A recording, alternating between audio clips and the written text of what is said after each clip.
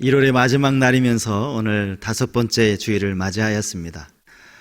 오늘도 왕이신 하나님 앞에 우리 온 마음과 정성을 다해 예배하는 각 가정에서 온라인으로 또 이곳에 나오셔서 하나님께 예배하는 우리 모든 성도님들 가운데 예배를 통해 주시는 하나님의 크신 은혜와 평강이 함께 하시기를 간절히 축복합니다.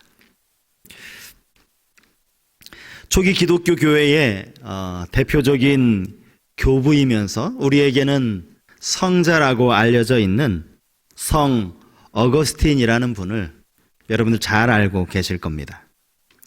그는 어머니 모니카의 사랑을 받으며 자랐지만 어머니의 기쁨이 되지는 못했습니다.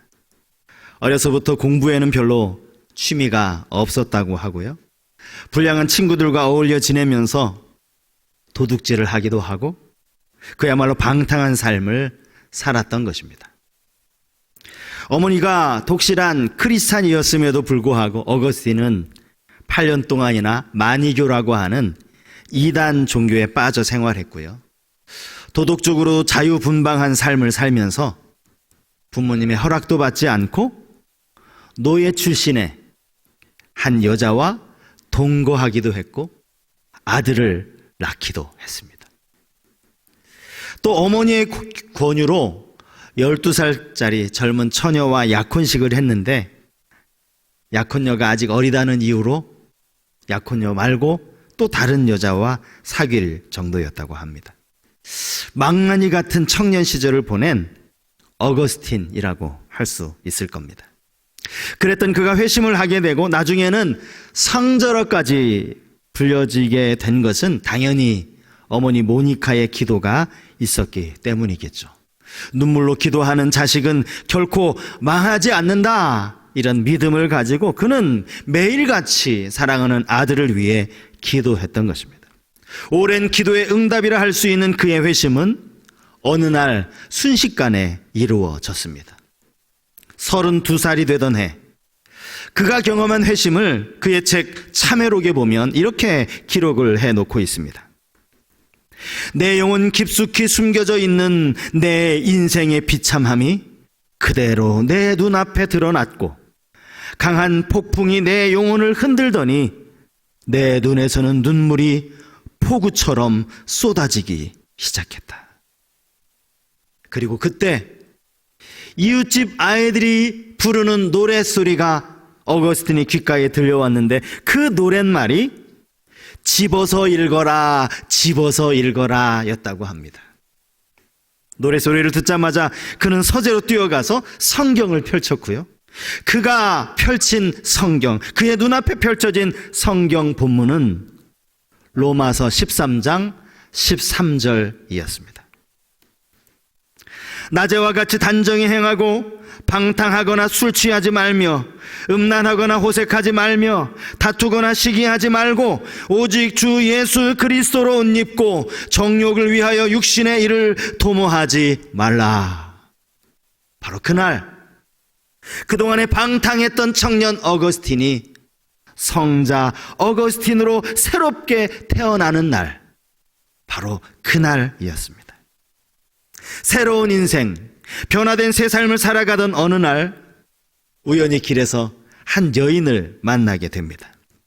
그녀는 어거스틴이 한창 방황하던 시절에 거리에서 함께 어울려 지내던 여인이었습니다. 어거스틴이 못 본 척 지나가려고 하니까 여인이 먼저 말을 걸어왔습니다. 어거스틴, 나예요. 나 몰라요? 왜 날 모른 척 지나가는 거죠? 그러자 어거스틴이 이렇게 대답했습니다. 당신은 당신이지만 나는 더 이상 내가 아니요. 난 새로운 사람으로 변했어. 그러기에 나는 당신이 알고 있는 예전의 내가 아니요. 사실 어거스틴에게 있어서 달라진 것은 그의 겉모습이 아니었습니다. 얼굴 생김새라든지 외모에 있어서 달라진 것은 하나도 없었습니다. 그러니까 과거에 그를 기억하던 여인이 먼저 다가가서 말을 걸 수 있었던 것 아닙니까? 당신 어거스틴 맞지 않느냐고, 분명히 어거스틴이라고 이렇게 따질 수 있었던 겁니다. 하지만 그의 속사람은 완전히 달라졌습니다. 외모는 하나도 달라지지 않았지만 그가 완전히 다른 사람이 되었다는 이 말도 결코 틀린 말이 아니었던 것입니다. 그의 내면이 달라졌기 때문이죠. 그는 더 이상 예전의 그가 아니었던 겁니다. 이러한 영적인 변화, 내면의 변화는 믿음을 통해 나타납니다. 그러므로 이러한 변화는 성자 어거스틴만 경험한 변화가 아니라 착하게 살고 선하게 살고 성자라 이름을 불릴 만한 사람들만 경험할 수 있는 변화가 아니라 우리 모두가 경험할 수 있는, 아니 이미 경험한 그러한 변화, 우리의 삶에 일어난 변화라고 할 수 있습니다. 문제는 이러한 사실에 대한 자각입니다. 나는 분명히 다른 존재가 되었다는 이 사실을 인식하는 겁니다. 이제 나는 더 이상 예전의 내가 아니라고, 오늘 설교의 제목처럼 나는 예전의 내가 아니라는 이 확실한 이해 말입니다. 우리 역시 예수님을 믿게 되었다고 겉으로 달라진 것은 하나도 없을 수 있습니다. 예수 믿고 나서 표정이 조금 환해질 수는 있겠죠. 하지만 주름이 펴지는 일 없고요, 없던 쌍꺼풀이 생기는 일도 없습니다. 우리 주위의 환경들도 마찬가지일 겁니다. 어느 날부터 엄마가 교회 다니기 시작했다고 해서 말썽을 피우던 아이들이 얌전해지지 않습니다. 아버지가 예수님을 믿기로 작정한 그 다음 날부터 회사의 매출이 늘어나는 것도 아닙니다. 여전히 관계에 어려움은 있을 수 있습니다. 여전히 아픈 몸은 그대로 쓰라리고 아파올 수 있습니다. 달라진 것은 우리 내면이기 때문이죠. 그럼에도 불구하고 내면의 변화는 우리의 삶에 놀라운 변화를 가져다 주는 것이 사실입니다. 성자 어거스틴이 그러했고 오늘 본문에서 바울이 강조하는 것도 사실 그것입니다. 여러분, 예수 그리스도께서 우리 안에 들어오시면 가장 먼저 나타나는 변화는 우리 내면의 변화라고 할 수 있습니다. 여러분, 사형리라고 하는 전도 소책자를 아마 다 알고 계실 겁니다. 이 사형리에 많은 그림이 나오는데 그 그림 중에서 참 종종 생각이 나는, 참 마음에 드는, 나도 저런 마음이었으면 좋겠다 생각되는 그림이 하나가 있습니다. 그림을 잠깐 보실까요? 여러분들 보시기에 오른쪽에 있는 예수님이 내 안에 들어오셔서 내 마음의 보좌에 앉으셔서 나의 모든 일들을 다스리시고 평안하게 인도하시는 바로 이러한 그림 말입니다. 이러한 내면의 변화가 먼저 우리 안에 일어나고, 그리고 나서 우리의 삶에 이제 구체적인 결과들이 드러나게 되는 것입니다. 우리는 바울 서신이라고 하면 가장 먼저 떠오르는 생각이 이신칭의 아닙니까? 오직 믿음으로만 의롭게 되어진다, 믿음으로만 의롭다 칭함을 받을 수 있지 결코 행위를 통해서 율법을 통해서가 아니다라고 하는 이 교리예요. 하지만 여러분, 바울의 서신서 후반부를 가만히 보시면 그도 역시 행위에 대해 이야기하는 것을 볼 수 있습니다. 로마서가 1장부터 11장까지 온전한 복음에 대해서 그가 설교를 하지 않습니까? 편지를 쓰지 않습니까? 그런데 로마서 12장에 넘어가 보면 너희 몸을 하나님이 기뻐하시는 거룩한 산제물로 드리라, 이는 너희가 드릴 영적 예배니라. 바울이 지금 삶의 예배, 삶으로 드리는 예배를 강조하고 있다라는 겁니다. 갈라디아서 2장 16절 말씀입니다.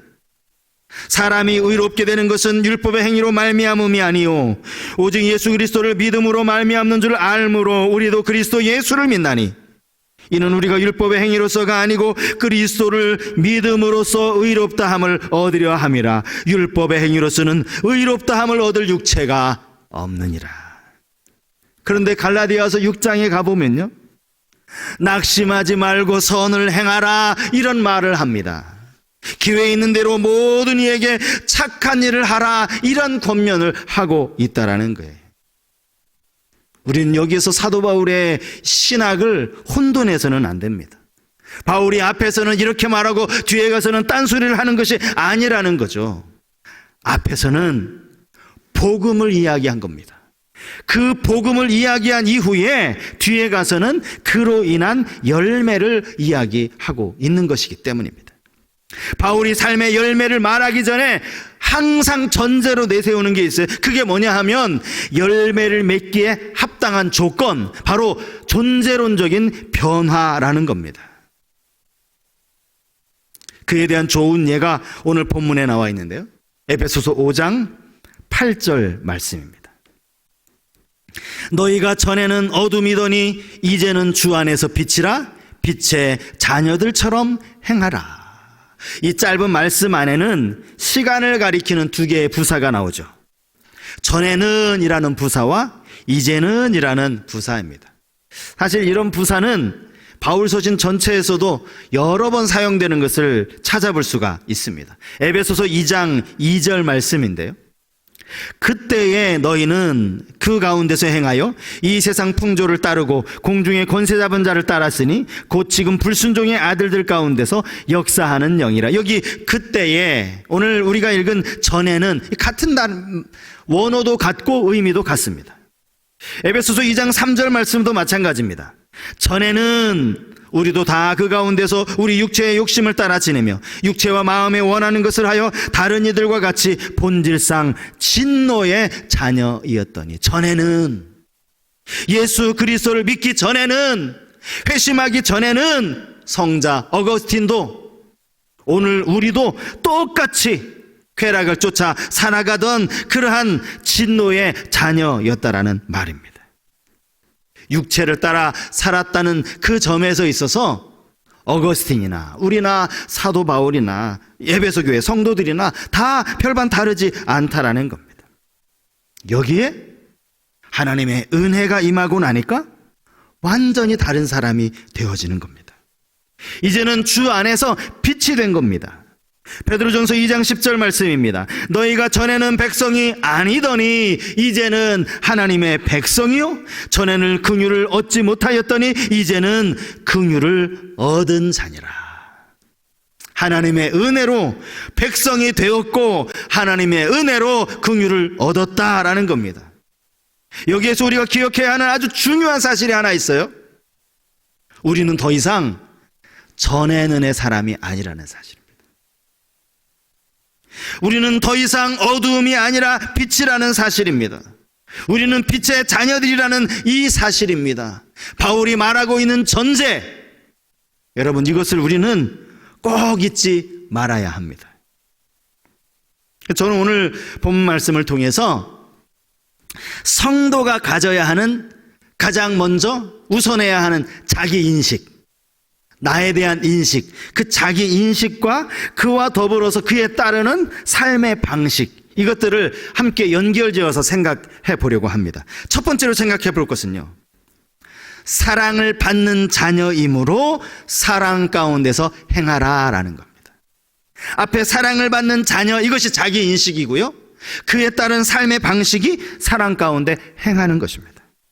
성도가 이 땅에서 사랑을 실천해야 하는 이유가 여러분 어디 있다고 생각하십니까? 사랑하면 사람들이 좋아하니까요? 사랑이야말로 참 고귀하고 아름답고 영원한 것이니까요? 사랑을 해야 하나님이 우리를 인정해 주실 것 같으니까요? 아닙니다. 바울이 말하는 정답은 그게 아닙니다.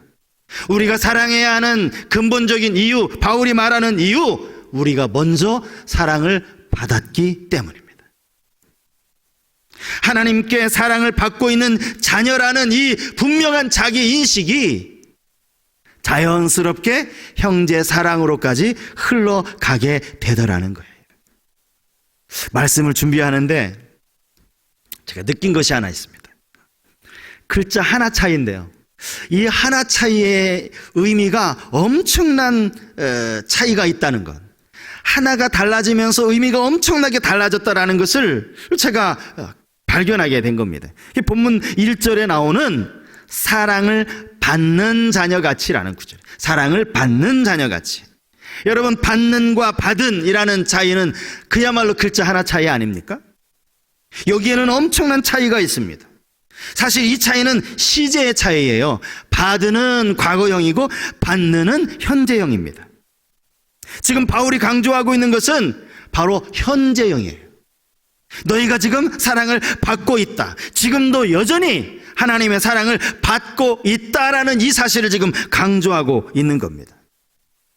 우리는 하나님의 사랑이라고 하면 가장 먼저 예수 그리스도께서 나의 죄를 위해서 십자가에 달려 돌아가신 이 십자가 사건을 떠올립니다. 사실 독생자를 아낌없이 내어주시는 이 사건이야말로, 이 사랑이야말로 비교할 수도 없는 놀라운 사랑 맞습니다. 맞아요. 그런데 바울이 강조하는 사랑은 지금으로부터 저 2000년 전에 행하신 그 엄청난 사랑만이 아니라 지금도 여전히 계속되고 있는, 지금도 여전히 계속되고 있는 현재형의 사랑이라는 것. 하나님은 지금 이 순간에도 변함없이 너희를 사랑하고 계신다. 너희는 사랑을 받는 자녀다. 이것을 강조하고 있는 겁니다. 사도 요한도 요한일서 4장 16절에 보면 하나님의 사랑을 이렇게 설명합니다. 하나님이 우리를 사랑하시는 사랑, 하나님이 우리를 사랑하시는 사랑을 우리가 알고 믿었노니 하나님은 사랑이시라. 사랑 안에 거하는 자는 하나님 안에 거하고 하나님도 그 안에 거하시느니라. 그러므로 우리가 알고 믿어야 하는 사랑이 무엇입니까? 지금도 우리를 사랑하시는 현재형의 사랑이라는 겁니다. 하나님의 사랑은 우리를 죄와 사망으로부터 건져내신 그것으로 끝나지 않습니다. 하나님은 지금도 당신의 자녀가 된 우리들을 지금 이 시간에도 끊임없이 사랑하고 계시다는 사실이에요. 그러므로 우리는 하나님의 사랑을 이미 받은 자녀이면서 지금도 하나님의 사랑을 받는 자녀라는 이 사실을 잊지 마셔야 돼요. 여러분, 지난 한 주간의 삶을 한번 돌아보십시오. 삶의 순간순간마다 하나님의 사랑이 여러분과 함께 하셨다는 이 사실을 여러분 꼭 기억하실 수 있길 바랍니다. 하나님은 지금 이 시간 각 가정에서 예배하고 있는 성도님들 한 사람 한 사람을 지금도 여전히 사랑하고 계시다는 이 사실을 우리는 잊어서는 안 됩니다. 이것이 인식되어야만 우리가 사랑을 흘려보낼 수 있다는 거예요. 본문이 말하고 있는 두 번째 자기 인식과 또 그에 따른 삶의 방식은요, 우리를 성도로 불러주셨으니 말과 행실에 거룩하라라는 겁니다. 성도로 불러주셨다는 것이 자기 인식이고 그에 따른 삶의 방식이 말과 행실에 거룩한 것입니다. 여기에서도 우선되는 것이 성도라고 하는 자기 인식입니다. 본문 3절 말씀을 보시겠습니다. 음행과 온갖 더러운 것과 탐욕은 너희 중에서 그 이름조차도 부르지 말라. 이는 성도에게 마땅한 바니라. 바울이 에베소 교회 성도들을 향하여 지금 전제하고 있는 게 뭡니까? 너희들 성도이지 않니? 성도답게 살아야 된다. 거룩하게 살아야 성도라고 불릴 수 있는 게 아니에요. 교회에 등록한 한 사람 한 사람을 내가 당신 1년 동안 예배하는 생활을 한번 지켜보겠습니다. 당신이 1년 동안 기도 생활을 얼마나 하는지, 헌금 생활을 얼마나 잘하는지 내가 1년 지켜본 이후에 당신을 성도라고 부를지 내가 결정하겠습니다. 하나님 그렇게 말씀하시지 않았다는 겁니다. 우리는 이미 다 성도라는 겁니다. 성도로 부르심을 받았다라는 사실이죠. 여기에 이 마땅하다라는 단어가 나와요. 마땅하다, 마땅치 않다, 이런 단어가 나오는 이 마땅하다라는 이 단어는요, 알맞다, 어울리다라는 그런 뜻을 가지고 있습니다. 음행이라든지 더러운 탐욕 이런 것들은 성도에게 어울리지 않는다는 거예요. 여러분, 사람에게는 어울리는 옷이 있지 않습니까? 옷가게에 가면요, 수많은 옷들이 걸려 있어요. 근데 어느 누구도 제 치수가 몇이니까 이 치수에 맞는 옷 좀 주세요. 자기 치수에 맞는 옷을 찾지 않습니다. 뭐를 먼저 찾습니까? 나에게 어울리는 옷을 찾아요. 그죠? 그래서 옷을 참 가만히 이제 옷을 보다가 나중에는 그 옷을 빼서 거울로 가져갑니다. 거울 앞에서 옷을 이렇게 대봅니다. 여러분, 이게 치수 재는 게 아니에요. 나한테 어울리는지를 재는 거예요. 어울릴 것 같아 싶으면 옷을 갈아입고 나와서 다시 거울을 쳐다봅니다.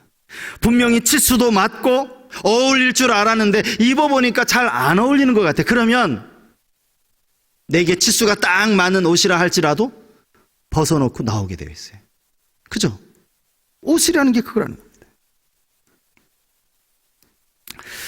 월요일이면 이제 저 아내가 이제 마트를 자주 가는 편입니다. 왜냐하면 뭐 한 주 먹을 이제 부식거리를 잔뜩 사오려면 차를 가지고 가야 되잖아요. 차에 이제 싣고 오려면, 그래서 이제 같이 따라가는 편입니다. 뭐 장 보는 거 뭐 저도 그냥 그렇게 싫어하지 않아서 같이 장을 자주 보는 편인데요.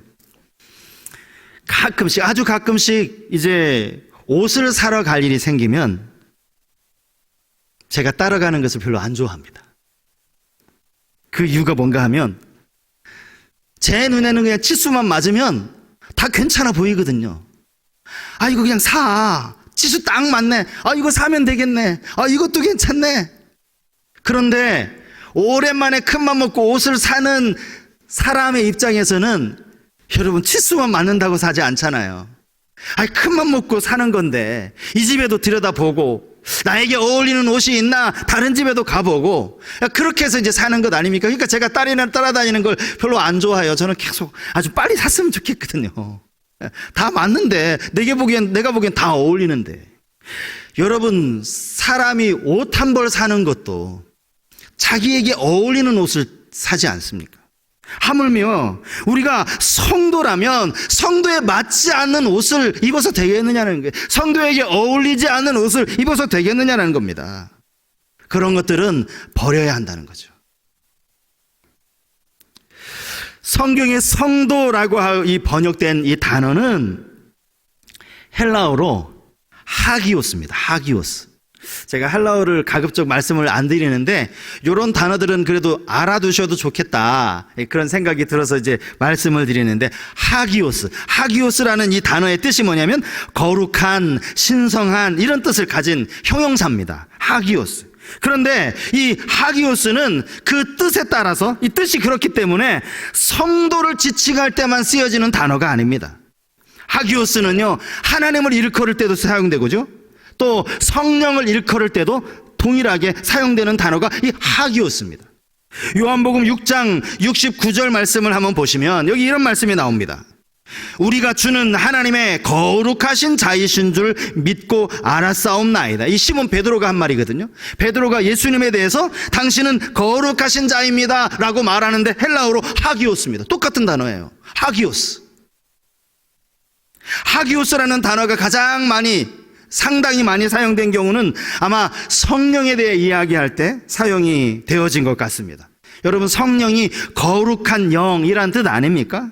그러다 보니까 이 성령, 하기오스 푸뉴마 이렇게 되어 있어서 성령이라는 단어가 상당히 많이 이 하기오스가 사용이 됐습니다.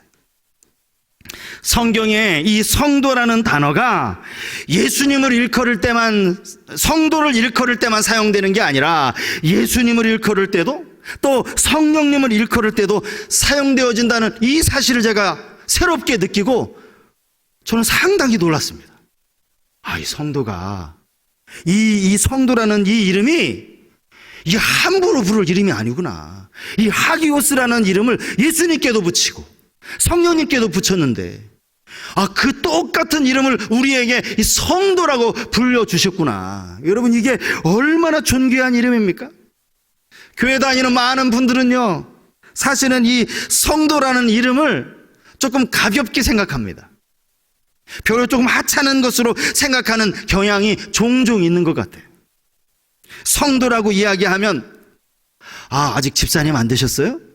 아직 교회 다닌 지 얼마 안 됐구나. 아직 초신자인가 보구나. 조금 더 있으면 집사 되시겠네? 우린 이렇게 생각한다는 거예요. 그러다 보니까 성도라고 불리기보다는 집사라는 이름으로 불리기를 더 원합니다. 더 나아가서 장로라는 이름으로 불리기 원하고 권사라는 이름으로 불려지기 원합니다. 근데 여러분, 집사라는 이름을 성경에 찾아보면요, 이 집사라는 말의 원어적인 의미가 뭐냐 하면 식사를 시중두는 종입니다. 식사 시중두는, 옆에서 식사를 시중두는 종이라고요. 게다가 권사라는 직분은요, 성경에 용어 자체가 안 나와요. 권사는 권면하고 위로하는 자, 이런 뜻으로 교회가 세워지면서 교회의 어떤 실제적인 섬김과 실제적인 필요에 의해서 교회가 만든, 교회가 임명한 그런 직분이 바로 권사입니다. 장로라는 직분, 영어 성경을 찾아보면 장로가 엘더라고 되어 있어요. 엘더가 뭡니까? 나이 많은 사람, 어른이라는 뜻이죠. 교회의 직분이 필요 없다는 이야기를 제가 드리는 게 아니에요. 성도라는 이름이야말로 가장 영광스러운 이름이라는 겁니다. 우리는 성도이기에 있어서, 성도이기에 말에 있어서 조심해야 된다는 거예요. 저는 목사라는 이름보다 성도라는 이름이 그렇게 불려지는 것이 더 좋습니다. 하기오스라는 이름을 책에 불러주시니까. 본문 4절에는 이렇게 이야기하고 있죠. 누추함과 어리석은 말이나 희롱의 말이 마땅치 아니하니 오히려 감사하는 말을 하라. 쉬운 성경으로 제가 이 구절을 한번 읽어드리겠습니다. 더러운 말이나 저속한 농담을 입에 담지 말며 늘 입에 감사가 넘치게 하십시오. 여러분, 한번 성도로서 우리 자신을 한번 돌아보십시오. 나는 성도에 지금 어울리는 말을 하고 있나? 성도로서 어울리는 그런 언어를 사용하고 있는가? 우리 자신을 한번 돌아보라는 거예요. 마지막 세 번째로 성경이 우리에게 제시하고 있는 자기 인식과 그것으로 인한 삶의 방식. 우리를 빛이라 하셨으니 빛의 자녀들처럼 행하라라는 것입니다. 본문 8절 말씀 우리 한번 같이 읽어볼까요? 8절 말씀을 한번 같이 읽겠습니다. 시작. 너희가 전에는 어둠이더니 이제는 주 안에서 빛이라. 빛의 자녀들처럼 행하라. 바울은 우리가 어둠에서 어떻게 빛이 될 수 있었는지 그 중간 과정에 대해서는 생략해 놓았습니다. 하지만 어둠에서 빛이 되었다는 것은요, 여러분, 우리 삶에 일어난 엄청난 변화라고 할 수 있습니다. 이건 그냥 시간 지나면 저절로 이루어지는 것도 아니고요, 그냥 간단하게 이루어지는 일도 결코 아닙니다. 요한복음 8장 12절에서 주님이 이렇게 말씀하시죠. 예수께서 또 말씀하여 이르시되 나는 세상의 빛이니 나를 따르는 자는 어둠에 다니지 아니하고 생명의 빛을 얻으리라. 주님이 말씀하신 거예요. 우리에게 생명의 빛을 주신 분이 예수 그리스도라는 겁니다. 그 빛을 주시려고 예수님이 십자가에 달려 죽으셨다는 거예요. 한마디로 이 빛은 내 노력으로 만들어낸 게 아니에요. 사실 사랑을 받은 것도 성도라 불린 것도 다 마찬가지죠. 내 노력으로 만들어낸 빛이 아니에요. 그냥 주님이 우리에게 주신 빛이에요. 우리의 역할은 주님이 주신 그 빛을 잘 받아서 그 빛을 다른 곳에 비추는 것이에요.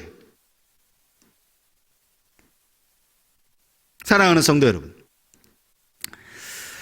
자신의 존재에 대해 아는 것은 참 중요합니다. 내가 누군지를 알아야 그에 걸맞는, 그에 어울리는 삶의 방식이 나오기 때문입니다.